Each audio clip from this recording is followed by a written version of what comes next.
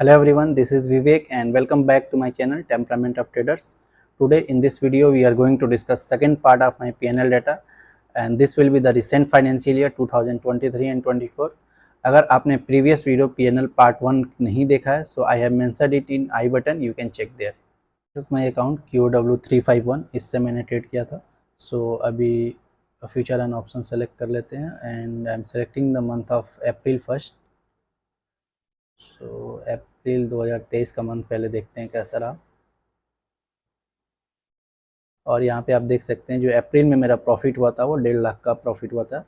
और जो overall profit जो मेरा नवंबर से अप्रैल तक रहा 6 महीनों में वो अप्रॉक्सीमेटली 9.5 लाख रहा.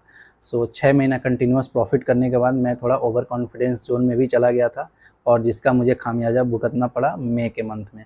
So let's select the month of May. I will discuss क्या मैंने मिस्टेक किया था मई के मंथ में.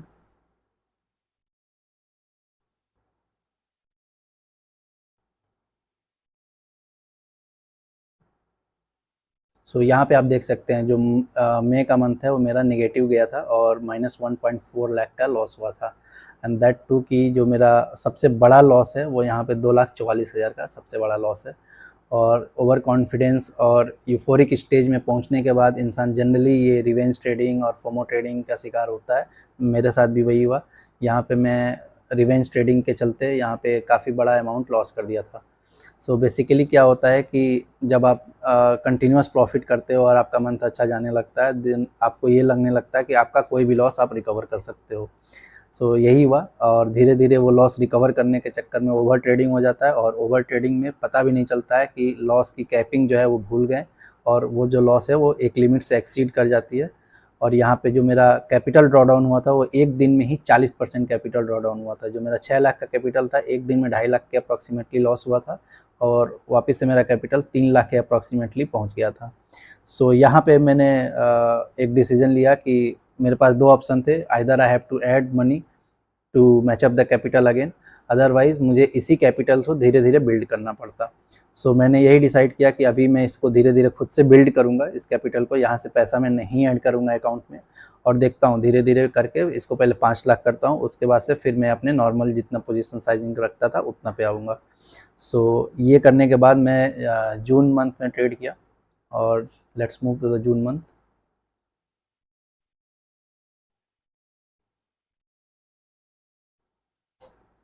जून में आप देख सकते हैं ये मंथ मेरे लिए कैरियर चेंजिंग मंथ आप बोल सकते हैं. ये था अभी तक के मेरे ट्रेडिंग कैरियर में सबसे बेस्ट मंथ मैं इसको मानता हूँ. नॉट प्रॉफिट वाइज बट मेरा जो टेम्परामेंट इसमें डेवलप हुआ कि कैसे एक छोटे कैपिटल से हम आगे बढ़ सकते हैं और लॉस के बाद भी अगर सही माइंडसेट से अगर ट्रेड करते रहें तो वो लॉस भी रिकवर हो जाएगा और आपका ट्रेडिंग भी सुधर जाएगा. सो बेसिकली मैंने अडॉप्ट क्या किया था वो छोटा कैपिटल छोटा हो चुका था ऑलरेडी. सो मैंने ये डिसाइड किया कि अभी जो मैं ट्रेड करूँगा वो छोटा प्रॉफिट और छोटे लॉस के लिए करूँगा, बड़े प्रॉफिट और बड़े लॉस के लिए नहीं जाऊँगा. हाँ, मार्केट अगर कोई मुझे अपॉर्चुनिटी ऐसा दिखेगा जहाँ पे इजी मार्केट है और मोमेंटम अच्छा है then I will definitely get those point. But for every day I will book some small amount, either it will be loss or profit. So मैंने छोटा छोटा यहाँ पे अमाउंट बुक करना चालू किया. यहाँ पे आप देख सकते हैं 2800 का लॉस है, फिर 4000 का लॉस है, देन 10,000 का यहाँ पे लॉस है, यहाँ पे 2700 का प्रॉफिट, देन 28,000 का प्रॉफिट. सो ऐसे करके मैं छोटा छोटा कैपिटल बिल्ड करना चालू किया अपना छोटा छोटा प्रॉफिट करके. जैसे कि क्रिकेट में आपने देखा होगा कि छोटे छोटे पार्टनरशिप बहुत ही इंपॉर्टेंट हो जाते हैं जब बड़े टारगेट को चेस करो. सिमिलरली मुझे पता था कि मेरा लॉस जो है वो काफ़ी बड़ा है, अभी मैं एक बार में उसको रिकवर नहीं कर पाऊँगा. मुझे छोटे छोटे ऐसे ब्लॉक्स में करना होगा कि हाँ 40-40 हज़ार या फिर 50-50 हज़ार करके धीरे धीरे आगे बढ़ना होगा. सो यही किया मैंने और अल्टीमेटली मार्केट ने मुझे एक अच्छा दिन दिया जहाँ पे मेरा जो प्रॉफिट है वो 1,26,000 का एक दिन में आया था. और यहाँ से फिर से मैंने अगले ही दिन से सेम प्रोसेस पे ही ट्रेड किया, छोटा प्रॉफिट छोटा लॉस, छोटा प्रॉफिट छोटा लॉस. ये करते करते जो मेरा मंथ एंड हुआ वो 2 लाख से ऊपर क्लोज हुआ और यहाँ पे जो मेरा 3 लाख का कैपिटल था और अगेन 5 लाख पे चला गया था. और ये जो मेरा मंथ था वो काफ़ी मेरा कॉन्फिडेंस बूस्ट किया था यहाँ पे कि मैं कैसे अप्रोच किया अपने लॉस को रिकवर करने के लिए, ये मेरे लिए काफ़ी इंपॉर्टेंट था. So I continued the momentum of June in other 3 months also. और अगर मैं नेक्स्ट 3 मंथ्स का यहाँ पे डाटा सेलेक्ट कर लूँ तो आप आपको मैं सितंबर तक का डाटा यहाँ पे सेलेक्ट कर रहा हूँ फ्रॉम जुलाई 1। सो आप देख सकते हैं नेक्स्ट 3 मंथ में मैंने अप्रॉक्सीमेटली 8.5 लाख का प्रॉफिट किया था ऑन द सेम कैपिटल। सो ये एक कैरी फॉरवर्ड मोमेंटम जिसे बोल सकते हैं, जो कॉन्फिडेंस मिला था जून मंथ में उसका कैरी फॉरवर्ड रिजल्ट यहाँ पे देख सकते हैं आप। काफ़ी अच्छा ट्रेडिंग है अगले 3 मंथ का रहा। और अगर सेम इस अकाउंट से अगर मैं कंप्लीट फाइनेंशियल ईयर का डाटा आपको दिखा दूँ तो ये मैं आपको शो कर देता हूँ कंप्लीट फाइनेंशियल ईयर का डाटा। टोटल 6 मंथ मैंने इस अकाउंट से ट्रेड किया था और क्वार्टरली सेटलमेंट के बाद मैंने अकाउंट फिर चेंज किया था। सो यहाँ पे अप्रैल से मार्च तक का डाटा ये रहा। जो इस अकाउंट से मेरा प्रॉफिट रहा वो अप्रॉक्सीमेटली 10.6 लाख का प्रॉफिट रहा, including the month of May जहाँ पे मेरा 1.5 लाख का अप्रॉक्सीमेटली लॉस हुआ था। सो अभी मैं अपने दूसरे अकाउंट में आपको ले चलता हूँ जहाँ से मैंने अक्टूबर से लेके मार्च तक ट्रेडिंग किया था। So this is my account NH2399 और यहाँ पे कंसोल में चलते हैं for the PNL of next 6 month. तो PNL इक्विटी सेगमेंट, अगर कंप्लीट फाइनेंशियल ईयर का मैं यहाँ पे सेलेक्ट कर ले रहा हूँ data 2023 March 1 sorry April 1 to March 31। So this is complete financial year. And अगर इस अकाउंट से मैं देखूं सो यहाँ पे इस अकाउंट से भी मैंने 6 महीने ट्रेड किया और 6 महीने में जो मेरा प्रॉफिट रहा इस अकाउंट से वो 10.9 लाख का प्रॉफिट रहा। सो आप देख सकते हैं दोनों अकाउंट अगर मिला के देखा जाए तो ये 2023-24 का जो मेरा प्रॉफिट रहा वो 21 लाख समथिंग का प्रॉफिट है, जो कि 6 लाख के कैपिटल पे है। And this is something like 350% return आप बोल सकते हैं एनुअल बेसिस पे जो मेरे कैपिटल के ऊपर रहा। यहाँ पे दिसंबर तक तो मेरा ट्रेडिंग अच्छा रहा था, बट जनवरी का मंथ मेरा काफ़ी ख़राब गया था। इवन आप बोल सकते हैं worst month of my trading. यहाँ पे देख सकते हैं काफ़ी डार्क रेड आपको दिखेंगे। 2,86,000 का यहाँ पे लॉस हुआ है, 1,90,000 का लॉस हुआ है, 1,29,000 का लॉस और ये 1,37,000 का लॉस। तो ये 4 मेजर लॉस मेरे उस समय हुए थे जनवरी मंथ में। So this was not due to FOMO trading और रिवेंज ट्रेडिंग, बट ये स्ट्रेस ट्रेडिंग की वजह से हुआ था। और मैंने फर्स्ट वीडियो में भी मेंशन किया है कि अगर आपको पर्सनल रीज़न से कोई भी स्ट्रेस है तो वो मार्केट में ज़रूर रिफ्लेक्ट होगा। सो बेटर रहता है कि आप डे ऑफ ले लो या फिर ट्रेडिंग से थोड़े दिन दूर रहो और फिर से गुड माइंडसेट के साथ ही आप ट्रेड करो। और मैंने खुद ये एडवाइस नहीं मानी थी, जिसके वजह से जनवरी मेरा मंथ काफ़ी ख़राब रहा था। ओवरऑल जो वैसे देखेंगे तो आपको मैं दिखा देता हूँ, लॉस ज़्यादा नहीं था, कुछ रिकवर भी होता है। यहाँ पे एक अच्छा प्रॉफिट भी आया था 2,61,000 का, आप देख सकते हैं। सो जो ओवरऑल लॉस जनवरी में था मेरा, यहाँ पे मैं आपको दिखाता हूँ।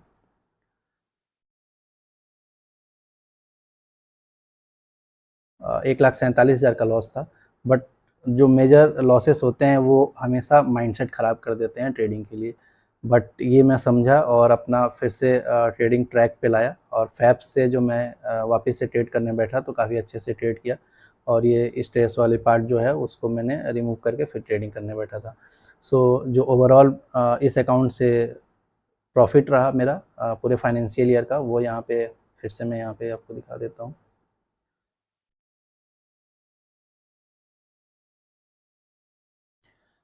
हाँ, ये 10.9 लाख का प्रॉफिट रहा। सो तो दोनों अकाउंट का सम अप करके समथिंग 21 लाख के अराउंड प्रॉफिट बनता है, जो कि काफ़ी हेल्पफुल है मेरे करियर के लिए, मेरे बैकअप के लिए।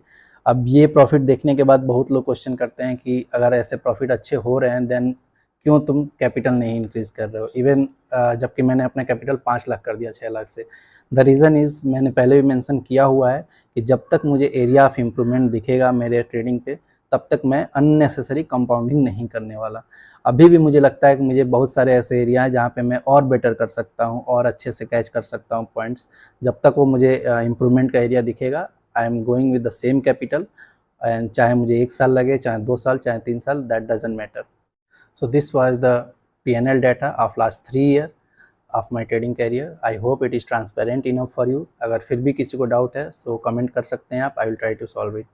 और जो 3 इम्पॉर्टेंट फैक्टर हैं जो मैंने एक्सपीरियंस किया अपने 3 साल के इस ट्रेडिंग एक्सपीरियंस में, वो है कि balance between fear and grid, second dynamic mindset and third risk management, जो कि सारे ट्रेडर के लिए टॉप ऑफ द लिस्ट रहता है। सो मैं हमेशा क्यों ये बात बोल रहा हूँ बार बार कि balance between fear and greed, because option buyer होते हुए आपको ओवर एग्रेसिव और ओवर पैसिव दोनों नहीं होना है। अगर आप ओवर एग्रेसिव होंगे तो आपके लॉसेस बड़े होंगे, अगर आप पैसिव हो जाएंगे तो आपके प्रॉफिट नहीं होंगे, जिसके वजह से आपके माइंडसेट पे एक प्रेशर बिल्डअप होगा। सो ये दोनों का बैलेंस वे में होना इंपॉर्टेंट है। कैसे इसको करना है that we will discuss in separate video, जो कि लर्निंग पार्ट्स के आएंगे। और जो सेकेंड इंपॉर्टेंट थिंग है यहाँ पे वो है डायनेमिक माइंडसेट। आपने बहुत सारे ट्रेडर से सुना होगा कि ये साल जो रहा है वो काफ़ी फ्लक्चुएटिंग रहा है इंडियन मार्केट के लिए। कई बार ऐसा होता है कि मोमेंटम कैरी फॉरवर्ड नहीं हो रहे हैं डेली बेसिस पे।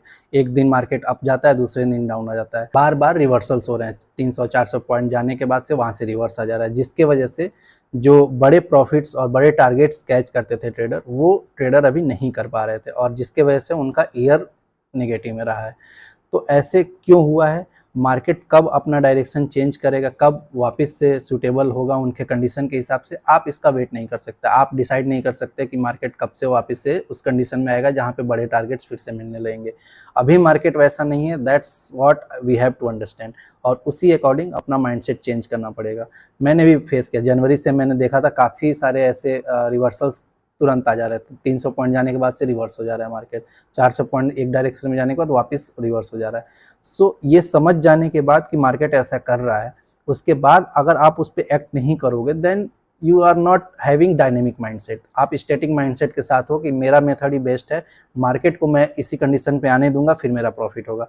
ये मेथड गलत है। अगर आपको प्रॉफिट करना है, अगर आपको सही से ट्रेड करना है, then you have to adopt according to market, and market will not adopt according to your strategy. So यही रीज़न है कि बहुत सारे ट्रेडर का ईयर निगेटिव रहा है इस साल का। प्लस आपको ये चीज़ भी समझना होगा कि जो लोग यूट्यूब पे आपको सिखा रहे हैं उनका primary source of income trading नहीं है, और दैट्स वाई वो इतने समय तक एक्सपेरिमेंट कर पा रहे हैं, क्योंकि उनका अदर सोर्स से भी इनकम हो रहा है। लेकिन आप एज अ बिगिनर होते हुए या फिर इनिशियल फेज में आप सेम मेथड से अडॉप्ट नहीं कर सकते हैं। वही स्टैटिक माइंडसेट रख के अगर खुद आप ट्रेडिंग करने जाएंगे, आपका ईयर जब निगेटिव में जाएगा आपका कैपिटल से जाएगा। सो ये आपको समझना काफ़ी इंपॉर्टेंट है। इसीलिए मैं बोलता हूँ कि साइकोलॉजी उनका अलग है और आपका अलग है। आपको एज अ बिगिनर के जो साइकोलॉजी है तो उसके साथ ट्रेड करना होगा, ना कि जो ऑलरेडी स्टैब्लिश ट्रेडर है उसके अकॉर्डिंग आप ट्रेड कर सकते हैं, ना कि उसके मेथड से भी आप ट्रेड कर पाएंगे। वो एक्सपेरिमेंट कर सकते हैं, they have the flexibility to do the experiments, but you don't have any choice. You have to consistently generate profit for your income और your capital buildup. So that's why I say कि dynamic mindset होना काफ़ी important है। Static mindset रख के आप initial phase में तो ट्रेडिंग नहीं कर पाएंगे। और जो थर्ड चीज आता है वो है रिस्क मैनेजमेंट का। Risk management always a important factor, most important factor आप बोल सकते हैं। अगर आप अपने प्रॉफिट्स एंड लॉस को मैनेज करना नहीं सीखेंगे तो फिर आप ईयर वाइज निगेटिव में क्लोज करेंगे। क्यों? क्योंकि आप जब तक अपने लॉसेस छोटे नहीं करेंगे, प्रॉफिट्स बड़े नहीं करेंगे, आपको पता नहीं होगा कि कब क्वांटिटी साइजिंग कैसे रखनी है, कब हमको ऐड करना है, कब सब्ट्रैक्ट करना है, कैसे मार्केट के हिसाब से अपना पोजीशन साइजिंग चेंज करना है। ये सब रिस्क मैनेजमेंट के अंदर आएगा और वो सब आपको सीखना ही होगा एक प्रॉफिटेबल ट्रेडर बनने के लिए। तो ये सारे पार्ट्स पे हम लोग डिटेल में डिस्कशन करेंगे आने वाले लर्निंग वीडियोज़ में। और भी ऐसे बहुत सारे फैक्टर जो आज तक आपने गलत सीखा है या फिर जिस तरीके से आपको सीखना चाहिए था वो आपको बताया नहीं गया है।